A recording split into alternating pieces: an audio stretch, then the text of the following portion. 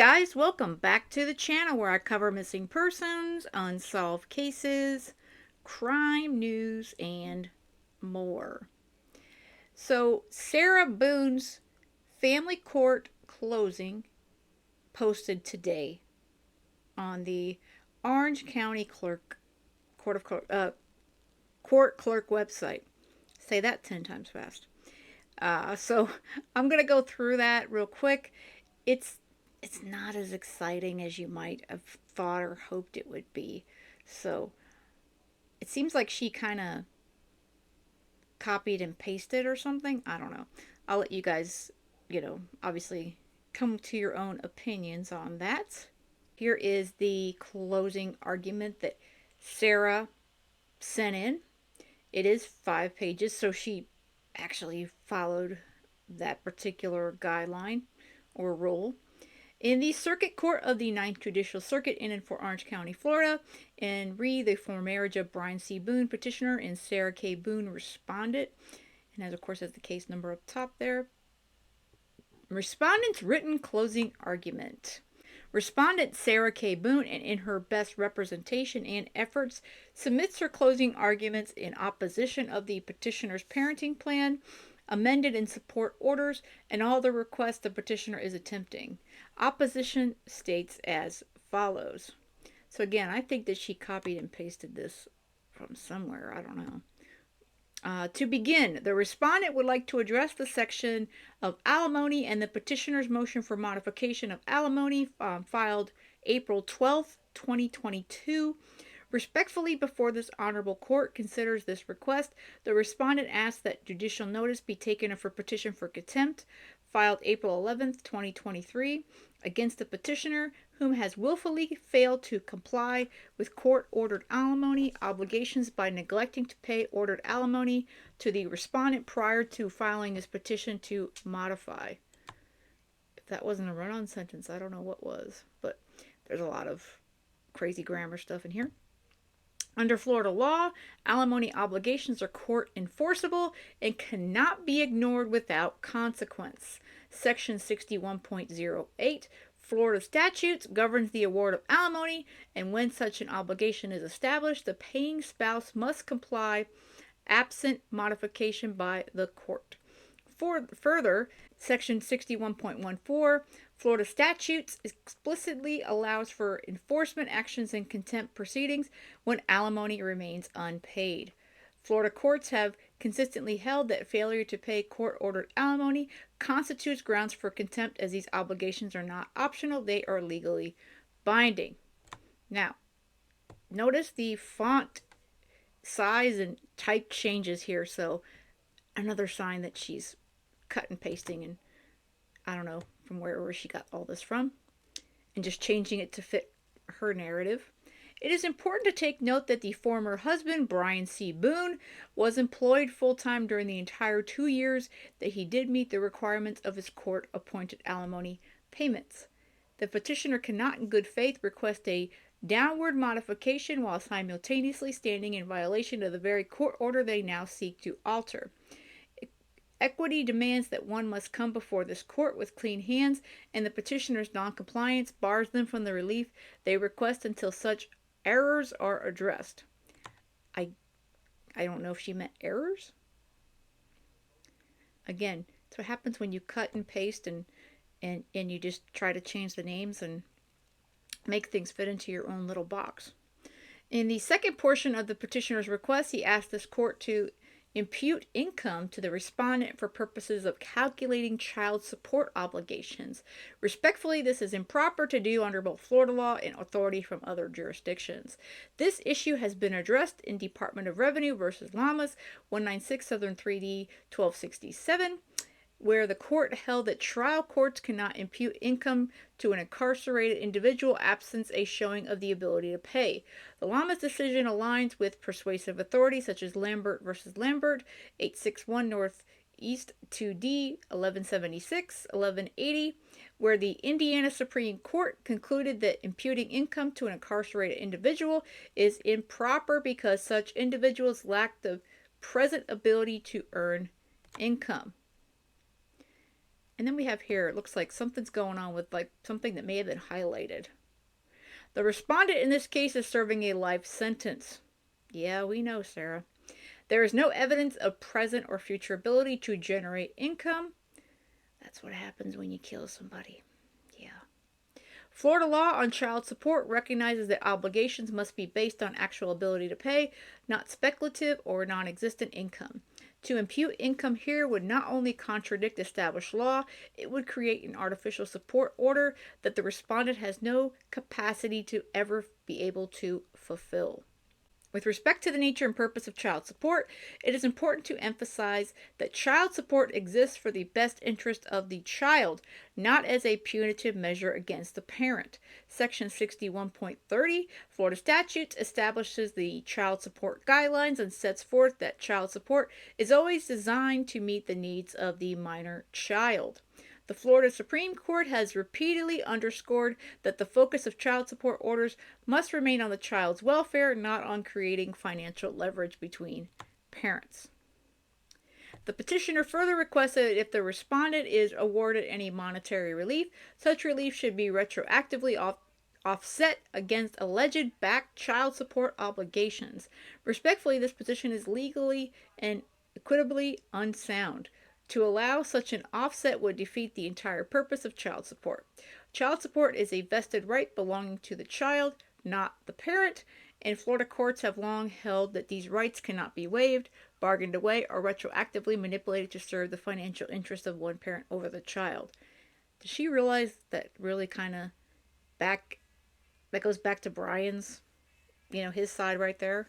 Because it's not going to benefit you, Sarah. It's supposed to benefit your son. Your Honor, even if this court were to accept the petitioner's request to impute income to the respondent and allow any relief owed to her to be offset against alleged errors, the outcome would still provide no monetary support to the minor child. Instead of benefiting the child as Florida law requires, the result would simply call it even, unquote, erasing the petitioner's errors while simultaneously depriving the respondent of funds she is legally entitled to receive. That's hilarious. In effect, this approach would punish her for the petitioner's past noncompliance and reward the petitioner by relieving him of obligations already legally established under Florida law. She has no idea what any of this means. You know that, right? And she also just thinks, oh, this all sounds so great. The controlling principle is clear. Child support exists for the benefit of the child, not as a financial tool for either parent. To permit such an offset would shift the focus away from the child's welfare and toward the petitioner's personal gain, undermining both the purpose of child support and the equitable enforcement of court orders. For these reasons, the respondent requests that the Honorable Court deny the petitioner's motion for modification of alimony, deny the request to impute income, and deny this request to retroactively offset any potential relief against alleged child support obligations. She thinks that she's, again, sounding really, really legally smart here, but none of this stuff is going to work in her favor. I'm pretty sure the judge is going to be like, what? Honey, this does not work for you. It really doesn't. And this is the stuff that should have been argued in motions, previously. The petitioner's parenting plan suggests the respondent in opposition requests the follows. The follows. I guess she meant the following. That's what happens when you don't proofread, Sarah. Respondent does not agree with the petitioner's amended parenting plan due to it not being in the best interest of the child. The respondent is avidly seeking to be included in her son's life in every aspect possible, and in accordance with Florida law, respondent should not automatically have her inclusion as a parent to continue to raise, contact, and participate in his life, removed, deterred, or reduced due to incarceration. Location differences do not suffice exclusion, nor does one unfortunate event define her as a human being and mother to her son. Wow. Well, Sarah, considering you are in prison, you can't really parent your child from behind bars. It just doesn't work like that. And what unfortunate event? You mean the fact that you murdered George by putting him in the suitcase? I think that's a pretty defining moment. And I don't think your son is going to forget about it ever. Hunter versus Hunter, 640, Southern 2D, 235, states that the court ruled that shared parental responsibility must be honored unless proven harmful to the child. Well, I think it's harmful to the child. I think that's pretty obvious. The respondent is emphatically asking for this responsibility to utilize in her greatest capacities currently available, regardless of location differences, which she can fully be successful in and continue to enrich her son's life even more, ceaselessly upholding his rights as a child even while at DOC, and in which he avidly invites and welcomes every day she's in communication with him. Wow. Location differences, Sarah. It's not the same thing as when you're in prison. Okay? It's not like you live in a house in Florida. They live in a house up in North Florida, and you live in another house in Central Florida or across the country or what have you. It's not the same thing. Not at all. Florida Statute 61.13 affirms both parents have equal rights to participate in their child's life unless clear and convincing evidence proves harm to the child. The primary reason for the request of a guardian ad litem, the respondent was repeatedly denied to emphatically prove there is no such evidence. The child also could have reaffirmed his praise for their relationship, which he knows will grow to another positive level once applications for his visitation are finally received, where both mother and son can be reunited in person. Wow. Is she delusional or I don't know. What do you guys think? I think she really believes that she can be a parent while she's in prison for murder. I guess she really believes that. For major decisions in the child's life, the respondent should be included in his growth as a young adult, which can help shape him into being even greater, more open-minded, loving, and successful. In Lamb versus Lamb, 418 Southern 2D 1113, both parents must be consulted on major decisions unless an emergency arises. You can't be responsible for raising your child when you are in prison. You just can't do it. And visitation, talking to him on the phone, that does not constitute being a mother. It really doesn't.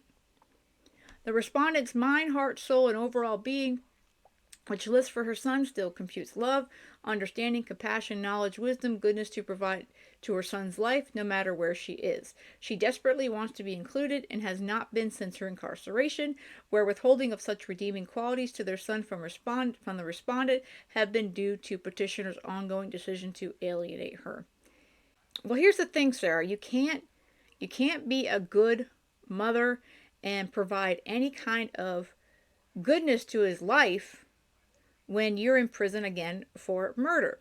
You have put yourself in this situation, and your involvement in his life to a greater extent not only is hampered by the fact that you live in a prison, but you've murdered somebody and you told him to F off and all these other things.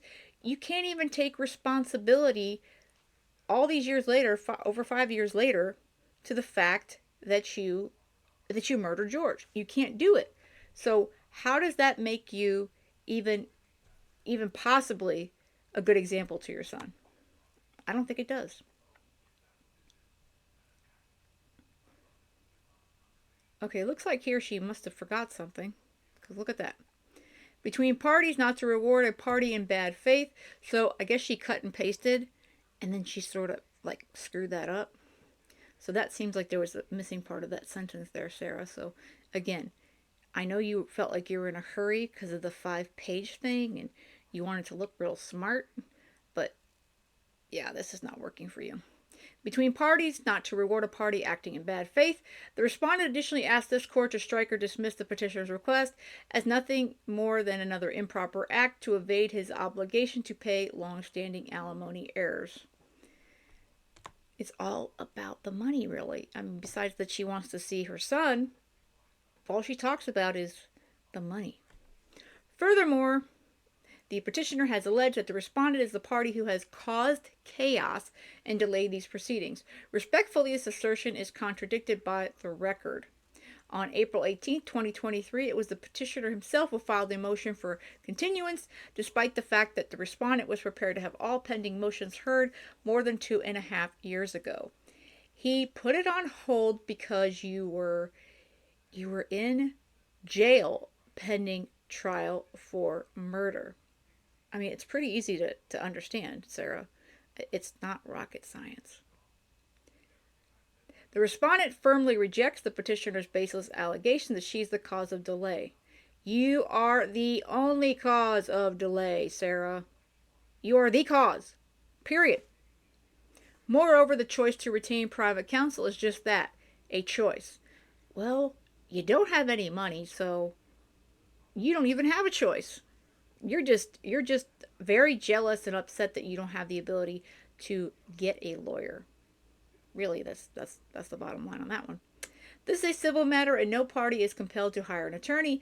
Thus, the petitioner's voluntary decision to incur legal fees should not be shifted onto the respondent, particularly when he's already delinquent in meeting his court-appointed support obligations.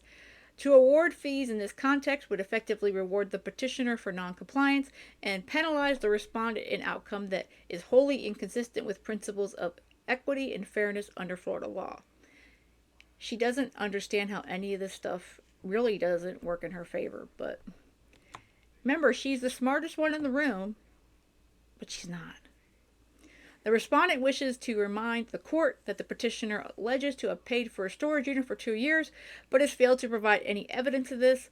Therefore, his request to have this deducted from any monetary relief that may be awarded should be dismissed. That was just a very random change in topic.